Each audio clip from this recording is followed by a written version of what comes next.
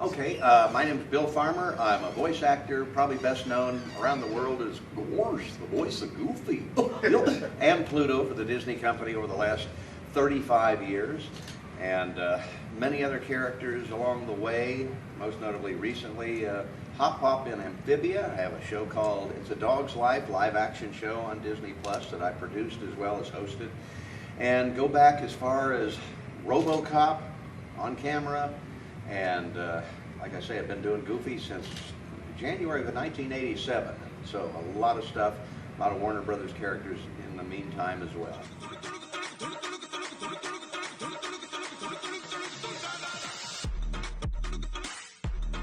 Okay, who's next? Mr. Q, are you next? Yes. How has the experience been playing Goofy over the years? Okay, I have to repeat the question Yeah. so that it Okay. goes on the video correctly. How has it been doing Goofy over the years? It's a dream job. First of all, Goofy and Mickey and Donald are characters that have been around longer than any other characters. Mickey since 1928. Goofy turned 90 just the day before yesterday, May 25th. So 1932 to now, and he's on TV every day. I've been on TV about every day since 1987. Not many actors can say that. It's a dream come true, and he was my favorite Disney character growing up, so I guess that's why I walked around practicing the voice, and gosh, it paid off. So considering the fact, given your illustrious career, that being Goofy and various other characters, you have literally watched your audience grow up. I remember Goofy movie, I remember Kingdom Hearts, and now these series have spanned, and now the people who watch them as children or having children of their own, has that really left an impact on you to be the avatar of this character for so long? Has being Goofy over the years had an effect on you? Oh, absolutely, absolutely. And it's so nice to come to a Momocon and meet the fans who it really impacts, and I can hear from them, because when we're recording, I'm in a room by myself, I just have a script and we just lay down the lines, and you never really get a response from an audience. I did 5 years of stand-up before this, and you get an immediate response on, okay, I know how I'm doing. With voiceover, you really don't until you go to an event like a Comic-Con or whatever. Few exceptions, like a Goofy movie, I got to see it in theaters with an audience, so you hear people laugh, you hear the response that they have. That's very heartwarming. Meeting people over the years, how it impacts people. For some reason came to me, probably one of the most famous people I ever met was in Florida. I got to meet Muhammad Ali, and he said, I told him who I was and everything, and he said, that's cool. He says, do you talk to kids in hospitals? Was his first question. And I do occasionally on the Make-A-Wish Foundation, stuff like that, talk to kids. And that's one-on-one where you really hear the love and the reality of these characters. And he said, man, then you're my hero, and shook my hand. And that just right there solidified the importance of these characters. And I don't take it lightly. And I really, to these kids and everything, and the fan, it's more than just a silly cartoon character. It really means something. A Goofy movie, I've had so many people say, I couldn't talk to my dad until that movie came out. It became our movie. And it's important. It has an importance beyond just a cartoon show. And I try and keep that in mind whenever I meet fans and do the voice and do my job. Yes, sir? I was going to ask, so what is your favorite performance out of all of these years? Like your favorite experience performance that you have just seen, and the people around you have been just like, wow, this is an amazing thing that I've done that made these people really appreciate Goofy. What was your favorite performance you've done over the years as Goofy? That's a hard one to answer because I've done nearly 4,000 performances as Goofy for the Disney Company, and series and television records and everything else, talking toys and everything. But probably the number one that the fans talk about the most is a Goofy movie. It was first theatrical movie of any of the main 5 Disney characters, and it came out great. It's been 35 years almost, or let's see, 95 to whatever it is now, and almost 30 years. And it's still a viable movie, and people all the time. And as was mentioned earlier, my fans have grown up with this character. They used to identify with Max, and now they're identifying with Goofy as a parent. And okay, it's kind of a full circle, and their kids now are fans. So it's kind of that, boy, be careful what you do because it's going to last a long time. But I'd have to say a Goofy movie of all the things I've done would probably made the most impact with fans. Now, individual episodes of any of the series that I've done, I have my favorites and everything just because of stretching the character, doing something new or fun. There's a lot of those, but I'd have to say a Goofy movie overall. Mr. Allen? Yeah. Oh, yes, you're close enough for me to pass it. No, before I go into my question, I would just say like that movie really impacted me a lot because growing up, I think like I understood that relationship with my father similar to Goofy and Max when you have the rebellious side. Right. And then you learn to love your father the same way Max did with Goofy. So it just that's a movie I'm gonna watch with my son, just to see his reception. But I was gonna ask about moving forward, like with your stand-up, like would you describe your style more so like clean, or is it like just observational? How would you like describe like? I did a your lot set? of impressions, and I started in Dallas back in 1982. Did it for 5 years. It was the best training I ever had for doing voiceover, because stage acting, and I always tell students and people that want to get into this, stage acting is a little bit exaggerated, so people in the back can hear you, so you kind of do it a little louder. Movements are more grand than say in film. That's the way stand-up and animation are very similar. So I always tell students, if they want to get into voiceover, learn to be a great actor. Take acting lessons, and especially stage acting, because you learn so much on how to say a line and everything from an audience. And you don't get that in a booth where it's just you and your microphone and a script. You just got to know how to get the most out of that line. Ms. Renee? I'm not sure how familiar you are with anime in general, but I feel like Amphibia is what you would call an isekai in Japanese categories, which is someone falling into another world and experiencing that. How familiar are you with the impact that Japan has had on some of the Disney, it's also Disney, on some of the Disney content that you've created? So Kingdom Hearts, Oh, yes. Amphibia, things like that. Well, Kingdom Hearts is about, I think we came out with the first game in 2002, I believe. And it's the longest running series, as I understand, of anything that we've done that's still, viable. It was interesting also in that it was done first in Japan, so I'm listening in my headphones to the Japanese actors.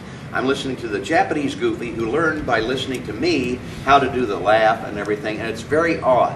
And I'm putting English words replacing the Japanese words, and I don't hear anybody else's lines leading in. It's quite difficult because there are thousands of lines and they're not linear. It's not like one following the next. You can get lost really easy. You got to really depend on the director and everything.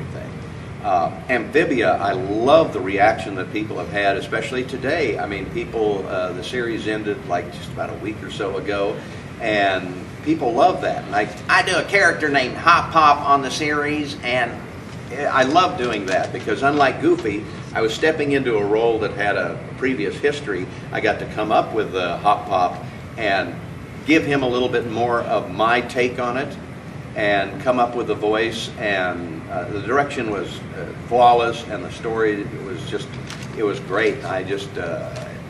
That's definitely, it's like children. Goofy's my child and Hop Pop's my child. People say, which one do you like doing more? You can't even go there. It's just, they're both your children and you love them both. Excellent. Yes, sir? I was going to ask, how was the experience working on games like Kingdom Hearts, Kingdom Hearts 3 in particular? Like, we had a long stretch between 2 and 3, and I don't think Goofy really played a particular role. Did you ever think that you would see the opportunity to play Goofy in Kingdom Hearts again? Yes, only because I knew that they had produced it in Japan, so I knew that they would probably be translating into English, and it would be coming up. But there was a big time gap between, especially the second and the third main game. But yeah, I felt that it would come back. You know, if it's so popular, it just always, you know, they'll be doing more. Typically, I expected that.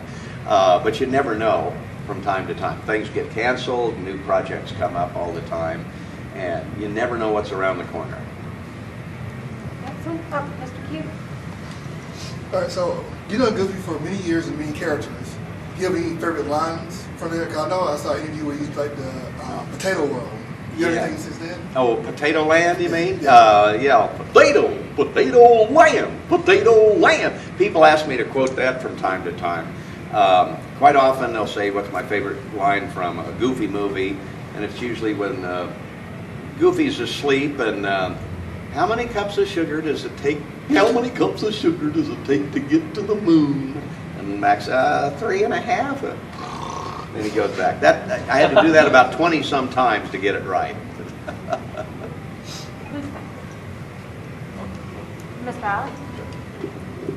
So I know that you worked on Space Jam, so I wanted to know if you had any like cool stories to share. Like, did you work with Michael Jordan like directly, or was it more so like everybody was separated in the booth? Ivan Reitman, who produced that movie, was the animation director. He wanted to direct us, and it was a separate thing, so I never got to work with Michael or any of the on-camera actors directly. It was a big thrill for me. I had met Mel Blanc when he had done Roger Rabbit back very early.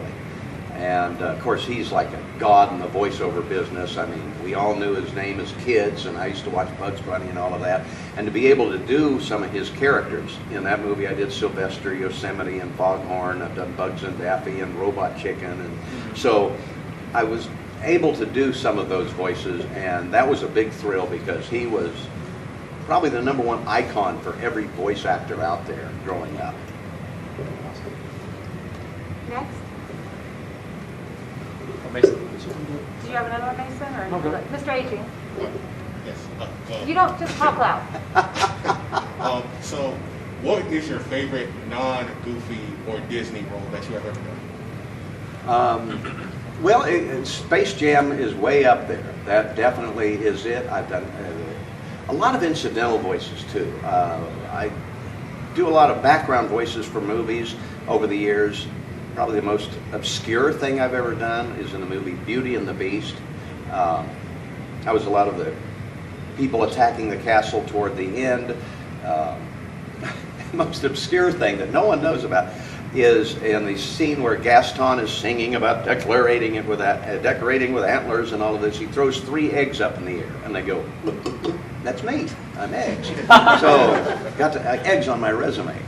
Other things that you know, occasionally I won't even remember until I see the movie. Shrek 2, they had a party at the castle, and I did the announcing saying, "Ladies and gentlemen, introducing Princess Fiona and Prince Shrek." And my son was with me, and he says, "Dad, that's you." And I guess it was. I forgot. Don't ever know, but yeah, these little incidental voices are a lot of fun, and then a lot of non-Disney things. The movie Sing, I did a dog reporter in that. The Lorax, the Grinch, just little incidental characters are a lot of times kind of fun little nuggets that when you see the movie, you go, oh yeah, they used my take on that. Oh, cool. You never know. Yeah. So I know you did Robot Chicken too, and that's like very, very different from like Disney. Would you say that like your personal humor is more like a Robot Chicken, or more like wholesome Disney like? Yeah, when I do, well, of course, a lot of the stuff we do at Disney is for like 5 and under, Mickey Mouse Clubhouse, that kind of thing. And I like edgier stuff. I was a stand-up comic for it. So definitely, yeah, Robot Chicken has, Amphibia has a lot of great lines that Hop Pop does. The new Mickey Mouse shorts is kind of a different style of Goofy than it is on what I call the traditional Goofy. And we were able to do things in those series that we'd never been able to do before. Goofy was a zombie in one thing. And I found out, I love Halloween, so I think, oh good, Goofy's going to be a zombie, and that was so cool. And those scripts are wonderfully funny, and I love doing those too, because it's much more adult, and a little whacked, and so am I. We have time for one more question. Mr. Q has said that he would like to ask the last question. Go ahead, sir. You said you do a stand-up before, so do you have any like stories of like embarrassing or a funny set you ever did? Embarrassing, or what was the? Or funny set. Oh my gosh. I started back in 1982 in Dallas with our house comic was a guy named Bill Engvall, who went on to great fame with the Blue Collar Comedy Tour with Jeff Foxworthy and everything, and Tim Allen and Roseanne Barr, and all sorts of guys from that era. Sam Kennison I knew. All of those guys were Texas comics, and it came through our clubs, and I got to learn from some of the best, I think. And I made me a Disney legend in 2009 along with one of my idols, Robin Williams, and that was a big thrill to get a chance to meet him. Yeah, stand-up is tough. I got to say, you're on a Friday night in some town, middle of Texas or Louisiana, Oklahoma or something, and they aren't in the mood to laugh. It can be really a long night. But you really, if you can survive that, I think you can survive anything in show business. Compared to that, yeah, voiceover is a dream. It's very competitive. It's tough to get a job. But once you get the job, it's a joy to do. And so I've been very fortunate. When I got the job of doing Goofy, I was still doing stand-up. And they said, well, you got to be available or we can't use you if you're out on the road as a comic. We'll have to get someone else. And I said, I'll quit. I'll stay in town. I'd much rather do Goofy. So, I'm glad I did it. I guess it's like people going in the Army or something. I'm glad I did it. I'd never want to do it again.